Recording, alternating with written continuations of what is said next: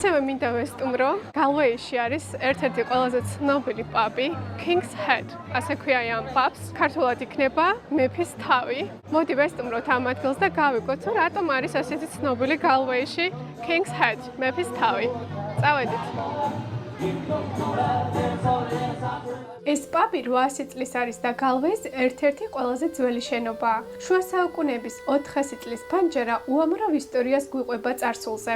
1659 წელს ბრიტანეთის მეფე ჩარლზ პირველი დამნაშავეცნეს, იმის გამო რომ ხალხს უზღუდავდა თავისუფლებას. ლეგენდის თანახმად პაბის სახელი მეფის თავი უკავშირდება ბრიტანეთის მეფის ჩარლზ პირველის სიკვდილით დასჯას, ვინც მეფეს თავს მოჰკვეთდა, შეეძლო აერჩია ნებისმიერი სახლი საცხოვრებლად. 1659 წელს ყოფილმა ჯარისკაცმა მეფეს თავი მოჰკვეთა და აქ დასახლდა. მას შემდეგ ჯარისკაცი აქ ცხოვრობდა. მოგვიანებით ეს სახლი ირლანდიელმა ოჯახმა იყიდა და გახსნა პაბი. მას შემდეგ ეს პაბი ძალიან ტურისტული ადგილია. გარდა იმისა, რომ ეს ადგილი ისტორიულია, ასევე აქ შეგიძლიათ დააგემოვნოთ ირლანდიური კერძები. მე დავაგემოვნე Galway-ში ძალიან პოპულარული კერძი ჩაოდა. ეს არის კრემოვანი სუპი, რომელიც მზადდება ზღვის პროდუქტებით და ბოსტნეულით. გულწრფელად გითხრათ, ჩემთვის განსაკუთრებული არ იყო. მართალია ჩაოდა დიდად არ მომეწონა, მაგრამ ლათინური კვარტალით ნამდვილად მოვიხიბლე. ფერადი სახლები და ვიწრო ქუჩები. ალბათ ეს არის ლათინური კვარტალის ხიბლი. ლათინური ამ შემთხვევაში არ ნიშნავს, რომ აქ ლათინურად საუბრობენ.